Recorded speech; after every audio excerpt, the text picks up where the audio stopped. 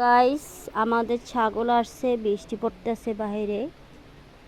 এই যে বৃষ্টি হইতেছে আর এদিকে পানিতে ভরপুর। এগুলো পুরো ডুবে যাবে পানিতে, জোয়ারে। আর এখানে আমাদের চুমকি আর ওর মা কালু দুজনে মোসা খাইতেছে। মোসার ছোলা এই যে ইয়াম আম করে খাইতেছে, সেই স্বাদ। দেখছো সোনা, তোমার ছাগল কোনটা? কার কার ছাগল তোমার? কোনটা ছাগল তোমার? এটা তোমার? এটা মুচকানের না? তাই? এটা ছোহানার ছাগল। হ্যাঁ।